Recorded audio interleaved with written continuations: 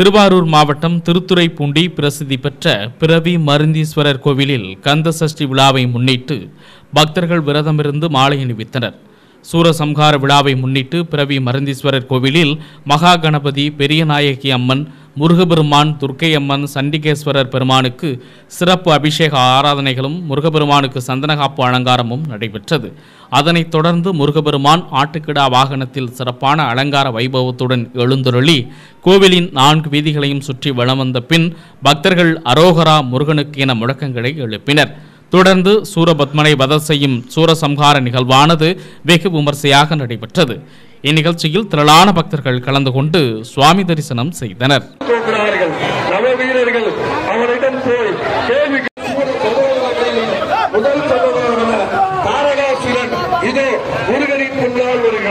மாயையின் வடிவமாக, மாயத்தின் உருவமாக, மாயத்தின் எழுச்சியாக அந்த மாய எண்ணத்தோடு முருகனை நோக்கி, காற்றை நோக்கி, போர்ப்படையோடு அந்த சூழல் அந்த தாரகாசோடு எங்களை எதிர்க்க யார் இருக்கிறார் என கேட்கிறார்கள்.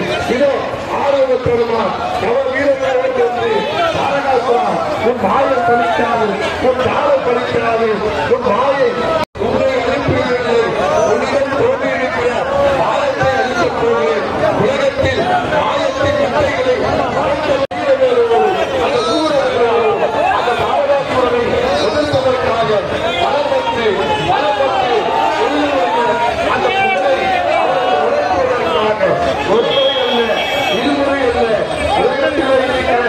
எல்லா மாணவர்களுக்கும் அளிக்க கொடுக்க வேண்டும், அவர்களுக்கு ஆலோசனை கொடுக்க வேண்டும்.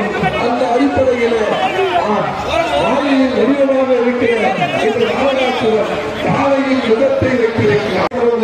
வியக்கும் கடவுளை எண்ணியே பார்த்து உன்னால் என்ன முடியும் என்ற மாயையோடு நாகராசுரன் அந்த களத்தை நீதி காட்டியே பார்க்கவில்லை, சிந்திக்க சொன்னேன், நீ சிந்திக்கவில்லை. உன்னுடைய மாயம் அழியப்படுகிறது, உன்னுடைய மாயம் மறையப்படுகிறது. ஆறுமுக பெருமான் அவனை எச்சரிக்கிறார். இந்த உலகத்தில் உச்சரிக்க வேண்டிய மந்திரம் சிவாய நம, உச்சரிக்க வேண்டிய மந்திரம் ஓம் சக்தி. இந்த 3 மந்திரங்களையும் மறந்து போகிறோம் என்பது பெரியோர்களே. தமிழில் மாய உலகம் என்கிற சிந்தனைக்கு பெயர்தான் மாயை என்று பெயர். அந்த மாயை உலகம் இப்பொழுது இதோ அந்த நாகராசுரனுடைய அந்த முதல் நிகழ்கிறது. அந்த முதல் நிகழ்வதற்காக எங்கள் வெற்றியோடு மாய உள்ளங்கள் உங்கள் மனதிலே அழிந்து போயிருக்கிறது. அந்த மனம் ஒரு மிகப்பெரிய அகத்தான சக்தியை பெறுவதை வளம் போய்விட்டு இதோ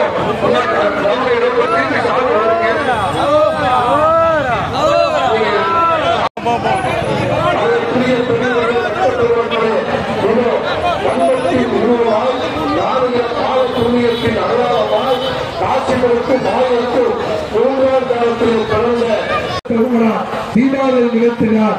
அந்த தீபாவளி இறைவனின் திருவுருவத்துக்கு மட்டுமல்ல, நம் மனதிலே இருக்கிற அந்த மன திடத்திற்கும் அந்த ஆராதனை அற்புதமாக இருக்கிறது, அழகாக இருக்கிறது.